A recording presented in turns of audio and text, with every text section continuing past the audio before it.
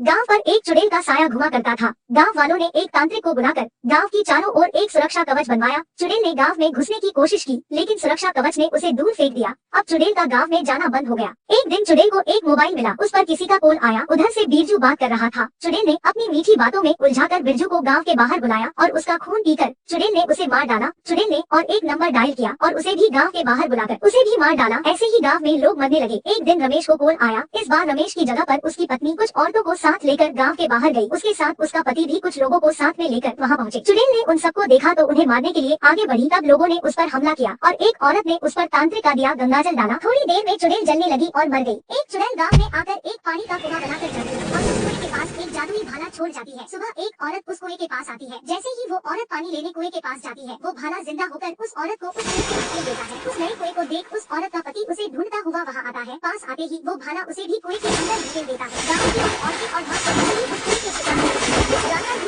शिकार हो जाती है। लेकिन एक दिन बिरजू देखता है कि वो भाला एक आदमी को कुएं में धकेल रहा है। वो कुछ गांव वालों को बुलाकर उन्हें दिखाता है। वो एक बकरी को उस कुएं के पास छोड़ता है। जैसे ही वो बकरी उस कुएं के पास आती है, वो भाला जिंदा हो जाता है और उस बकरी को उठाकर उस कुएं में फेंक देता है। गांव वाले समझ जाते हैं ये इस जादुई भाले की वजह से हो रहा है। लोग उस भाले पर जलती हुई लकड़ियां फेंकते हैं। उस भाले में आग लगती है और वो तड़पने लगता है। आगे की कहानी देखने के लिए कमेंट करें। एक दिन कुछ औरतें लोटे में खाने पीने का सड़ा हुआ कचरा नदी में फेंकने के लिए नदी किनारे जाती है, लेकिन तीनों औरतों को किसी अनजान जादू ने नदी में धक्का दे दिया। तीनों औरतें पानी में बहकर मर गयी।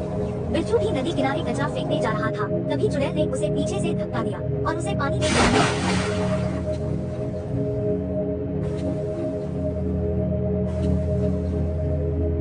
बिरजू जैसे तैसे पानी में तैरते तैरते किनारे पर आ गया, लेकिन चुड़ैल उसे फिर से पकड़ लेती है और कहती है, तुम्हारी कैसे की वजह से ही मैं पैदा हुई हूँ। अगर तुमने यहाँ गंदगी फैलाना नहीं छोड़ा तो एक एक करके मैं सारे गाँव वालों को मार दूंगी। जल्दी से मेरा ये मैसेज गाँव वालों को दे दे।